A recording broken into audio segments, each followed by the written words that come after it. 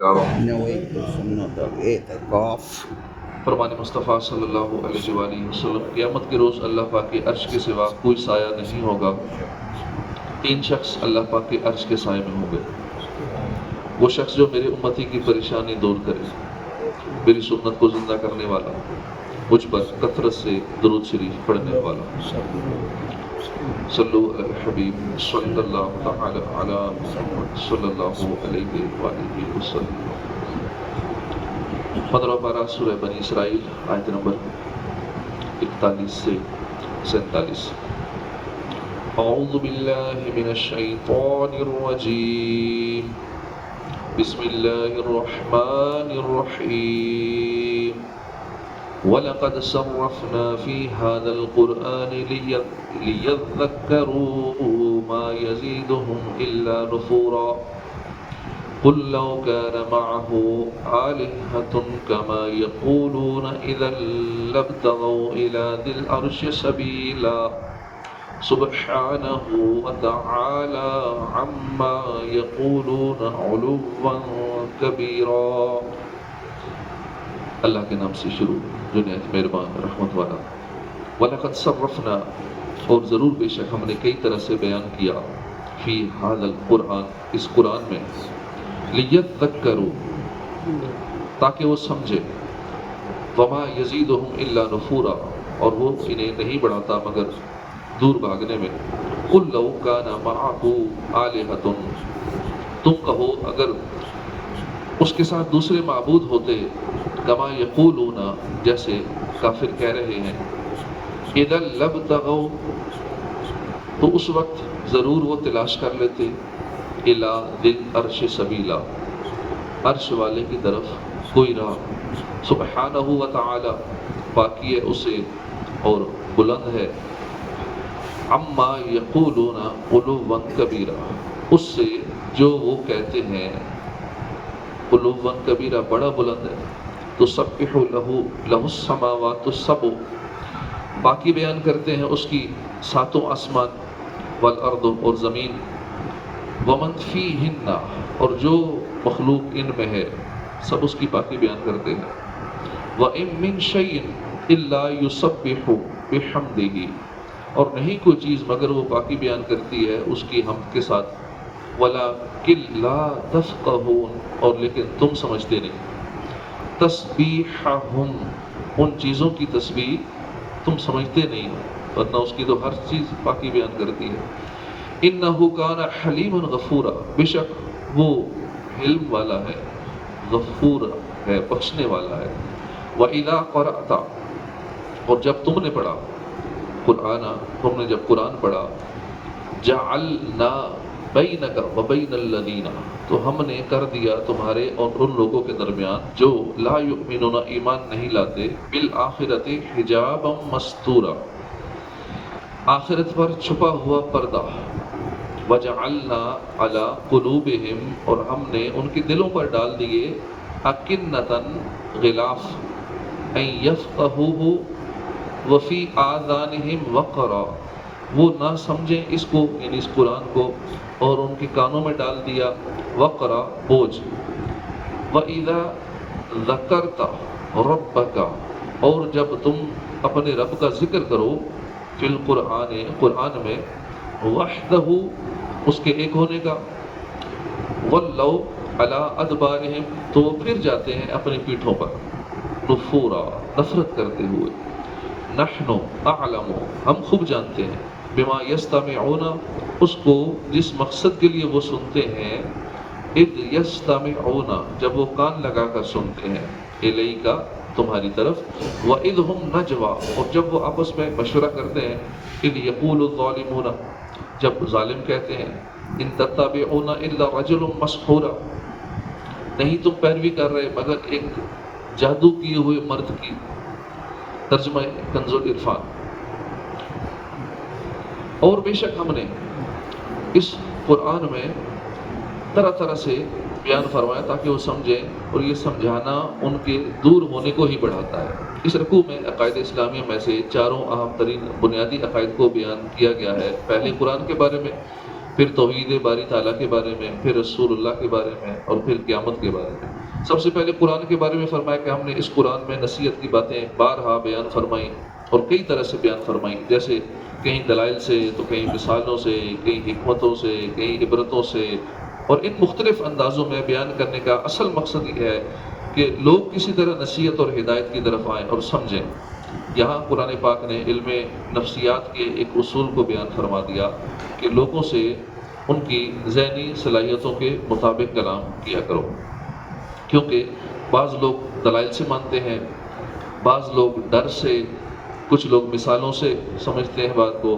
یوں ہی بعض اوقات ایک آدمی کی حالت ہی مختلف ہوتی رہتی ہے، کسی وقت اسے ڈرا کر سمجھانا مفید ہوتا ہے، کسی وقت نرمی سے۔ تو قرآن پاک نے تمام لوگوں کو ان کے تمام احوال کی رعایت کرتے ہوئے سمجھایا، لیکن آیت کے آخر میں فرمایا کہ اس اصلاح و تفہیم نے کفار کے حق سے نفرت میں ہی اضافہ کیا، کیونکہ بارش اگرچہ بابرکت ہوتی ہے، لیکن اگر کسی جگہ پر گندگی کا ڈھیر ہو تو وہاں بارش سے بدبو میں اضافہ ہو جاتا ہے۔ حالانکہ بارش تو بابرکت ہے، بارش تو اللہ کی رحمت ہے، لیکن جیسی زمین ہو ویسا اسے فائدہ اٹھاتی ہے۔ قُلْ لَوْ كَانَ مَعَهُ آلِهَةٌ، تم فرمو جیسا کافر کہہ رہے ہیں، اس طرح اگر اللہ کے ساتھ اور معبود ہوتے جب تو وہ عرش کے مالک کی طرف کوئی راہ ڈھونڈ نکالتے۔ وہ ظالموں کی بات سے پاک ہے، بہت ہی بلند و بالا ہے۔ اس آیت میں اللہ نے اپنی توحید کی ایک قطعی مگر نہایت عام فہم دلیل بیان فرمائی ہے کہ بالفرض اگر دو خدا ہوتے تو ان میں ایک کا دوسرے سے ٹکراؤ لازمی طور پر ممکن ہوتا، جیسے ان میں سے ایک ارادہ کرتا کہ زید حرکت کرے، دوسرا ارادہ کرتا کہ نہیں وہ ساکن رہے۔ اب حرکت اور سکون دونوں چیزیں فی نفسی ممکن تو ہیں، اسی طرح دو خداؤں کا حرکت اور سکون میں سے ہر ایک چیز کا ارادہ کرنا بھی ممکن ہے، لیکن دونوں کے ارادے کے بعد ہوتا کیا؟ اگر ان کے ارادوں کے مطابق حرکت اور سکون دونوں چیزیں واقع ہوں تو دو متضاد چیزوں کا جمع ہونا لازم آئے گا، اور اگر دونوں واقع نہ ہوں تو ان خداؤں کا عاجز ہونا لازم آئے گا، اور اگر ایک واقع ہو دوسری نہ ہو دونوں میں سے ایک خدا کا عاجز ہونا لازم آئے گا، اور جو عاجز ہے وہ خدا نہیں ہے، کیونکہ عاجز ہونا محتاجی ہے اور ایک نقص ہے، عیب ہے، اور واجب الوجود ہونے کے منافی ہے۔ تو ثابت ہوا کہ دو خدا ہونا محال ہے۔ دو خدا ہوتے تو اس کائنات کا نظام ہی نہ چلتا، درم برم ہو جاتا۔ اللہ ایک ہی ہے، ایک ہی خدا ہے۔ تسبح لہ السماوات السبع والارض ومن فیہن، ساتوں آسمان اور زمین اور جو مخلوق ان میں ہے سب اسی کی پاکی بیان کرتے ہیں، اور کوئی بھی شے ایسی نہیں جو اس کی حمد بیان کرنے کے ساتھ اس کی پاکی بیان نہ کرتی ہو، لیکن تم لوگ ان چیزوں کی تسبیح کو سمجھتے نہیں ہو۔ بے شک وہ حلم والا ہے، بخشنے والا ہے۔ اس آیت میں اللہ کی عظمت کا بیان ہے، چنانچہ فرمایا کہ ساتوں آسمان اور زمین اور ان میں بسنے والی ساری مخلوق اللہ کی حمد و ثنا اور تسبیح و تقدیس میں مشغول ہے، اور یہ تسبیح دونوں طرح ہے، زبان حال سے بھی ہے، اور وہ اس طرح کے تمام مخلوق کے وجود اپنے صانع یعنی بنانے والے کی قدرت و حکمت پر دلالت کرتے ہیں، اور یہ تسبیح زبان قال سے بھی ہے، اور یہ بھی ثابت اور صحیح ہے، اور احادیث کثیرہ اس پر دلالت کرتی ہیں، اور سلف صالحین سے یہی منقول ہے۔ حضرت عبداللہ بن عباس رضی اللہ عنہ نے فرمایا کہ ہر زندہ چیز اللہ تعالیٰ کی تسبیح کرتی ہے، اور ہر چیز کی زندگی اس کے حسب حیثیت ہے۔ مفسرین نے کہا ہے کہ دروازہ کھولنے کی آواز اور چھت کا چٹکنا یہ بھی تسبیح کرنا ہے، اور ان سب کی تسبیح ہے سبحان اللہ و بحمدہ۔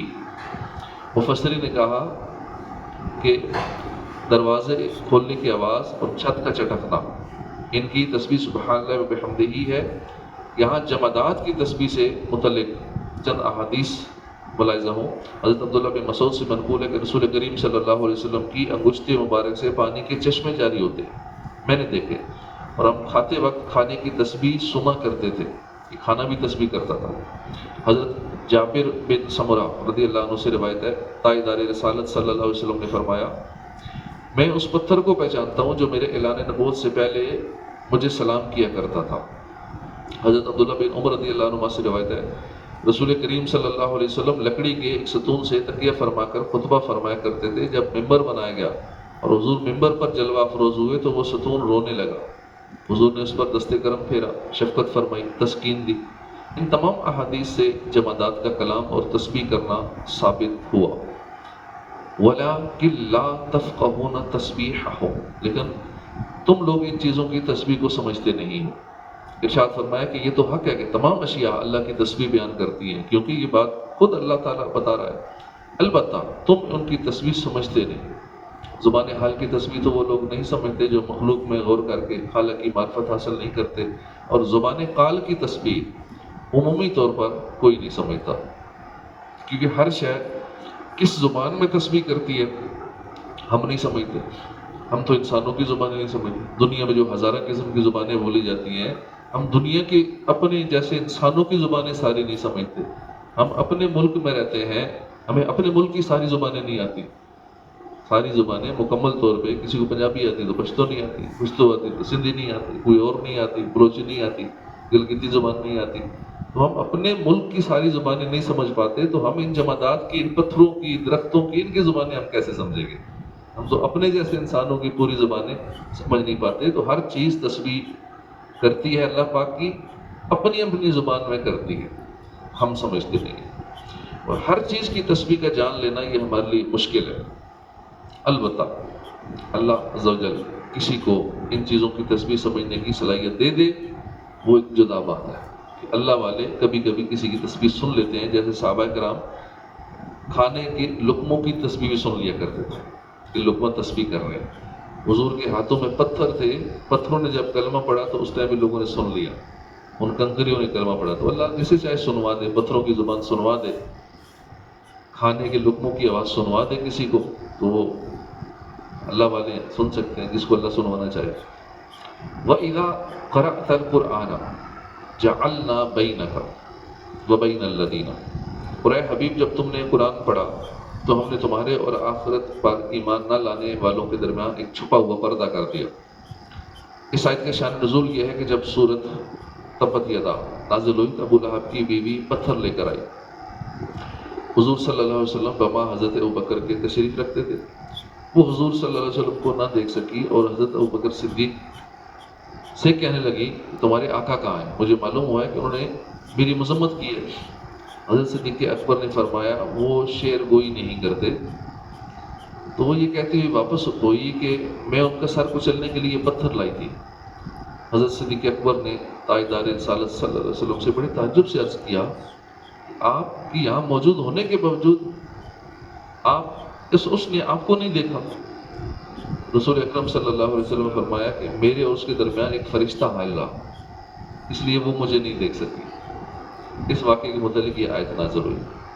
وَجَعَلْنَا عَلَىٰ قُلُوبِهِمْ أَكِنَّةً أَن يَفْقَهُوهُ وَفِي آذَانِهِمْ وَقْرًا وَإِذَا ذَكَرْتَ رَبَّكَ فِي الْقُرْآنِ وَحْدَهُ وَلَّوْا عَلَىٰ أَدْبَارِهِمْ نُفُورًا، اور ہم نے ان کے دلوں پر غلاف ڈال دیے ہیں تاکہ اس قرآن کو نہ سمجھے، اور ان کے کانوں میں بوجھ ڈال دیا ہے۔ اور جب تم قرآن میں اپنے اکیلے رب کا ذکر کرتے ہو تو وہ کافر نفرت کرتے ہوئے پیٹھ پھیر کر بھاگتے ہیں، کیونکہ کافروں نے تو کئی خدا بنا رکھے ہیں، لیکن جب تم ایک اللہ کا ذکر کرتے ہو تو ان کو غصہ آتا ہے، نفرت کرتے ہوئے پیٹھ پھیر کر بھاگتے ہیں۔ اب بھی جو کافر، جیسے یہ کوئی ویڈیو کافر سنے گا، اب اسے نفرت ہوگی بھی ایک اللہ کی باتیں کر رہے ہیں، ایک خدا کا کیوں ذکر کر رہے ہیں؟ ہمارے تو بہت سارے خدا ہیں، اس بت کو بھی خدا بنا رکھا ہے، اس کو خدا بنا رکھا ہے، کوئی سورج کو خدا کہتا ہے، کوئی ستاروں کو خدا کر کے پوجا کر رہا ہے، کوئی آگ کو خدا سمجھ کے اس کی پوجا کر رہا ہوتا ہے، طرح طرح کے بہت سارے خدا بنا رکھے ہوتے ہیں، تو ان کی عبادت کرتے ہیں۔ تو یہ کافر بھی اسی طرح کرتے ہیں کہ جب تم ایک خدا کی باتیں کرتے ہو تو وہ نفرت کرتے ہوئے پیٹھ پھیر کر بھاگتے ہیں۔ ہم خوب جانتے ہیں کہ جب وہ آپ کی طرف کان لگا کر سنتے ہیں تو اسے کیوں سنتے ہیں، اور جب وہ آپس میں مشورے کرتے ہیں، جب ظالم کہتے ہیں تم صرف ایک ایسے مرد کی پیروی کر رہے ہو جس پر جادو ہوا ہوا ہے، یعنی جو ایک خدا کی باتیں کرے وہ جادوگر لگتا ہے ان کو، یہ اس کا دماغ ٹھیک نہیں ہے، یہ تو مجنون ہے، جادوگر ہے، یہ کہتا ہے جی اللہ ایک ہے، حالانکہ وہ خود بے وقوف ہے۔ جو ایک خدا کے علاوہ اتنے خداؤں کی عبادت کر رہے ہیں، پتھروں کی عبادت کر رہے ہیں، بے وقوف تو وہ ہے جن میں عقل نہیں۔ آیت کا خلاصہ کلام یہ ہے کہ کفار کی ضد اور انانیت کے باعث اللہ عز و جل نے ان کے دلوں پر پردے ڈال دیے ہیں، جس سے وہ قرآن کریم کو درست طور پر سمجھ نہیں سکتے، اور ان کے کانوں میں بھی بوجھ ڈال دیے جس کے باعث وہ قرآن شریف سنتے نہیں۔ اس سے معلوم ہوا کہ قرآن کی صحیح سمجھ ایمان اور تقوی سے حاصل ہوتی ہے، اس کے بغیر بسا اوقات ذہن الٹا کام کرتا ہے، جیسا آج کل دیکھا جا رہا ہے۔ ہر کتاب روشنی میں پڑھی جاتی ہے، قرآن کو پڑھنے سمجھنے کے لیے روشنی تقویٰ ہے، لہذا فہم قرآن کے لیے اس روشنی کو حاصل کرنا پڑے گا۔ صرف یہ نہیں کہ عربی آتی ہے تو میں نے قرآن پڑھ لیا، 2-4 جماعتیں پڑھ لی تو بس میں نے قرآن آتا ہے مجھے، جی قرآن نے یہ فرمایا تو قرآن نے یہ کہا، تو اپنی طرف سے مزید بڑھا چڑھا کے عقیدہ کہاں سے کہاں لے جاتے ہیں۔ تو قرآن کے لیے بھی تقویٰ ضروری ہے، قرآن کو سمجھنے کے لیے۔ نحن اعلم بما یستمعون به، ہم خوب جانتے ہیں کہ وہ اسے کیوں سنتے ہیں، یعنی کفار سنتے بھی ہیں تو تمسخر اور تکذیب کے لیے، یہ ان کا ایک جرم ہے۔ اور دوسرا جرم یہ ہے کہ ان میں سے کوئی آپ کو مجنون کہتا ہے، کوئی آپ کو جادوگر کہتا ہے، کوئی آپ کو کاہن کہتا ہے، کوئی شاعر کہتا ہے، کہ انہوں نے اپنی طرف سے کلام بنا لیے۔ تو طرح طرح کے یہ لوگ الزامات لگاتے ہیں اے محبوب صلی اللہ علیہ وسلم آپ کے اوپر۔ صدق اللہ العظیم، صلو علی الحبیب صلی اللہ تعالی علیہ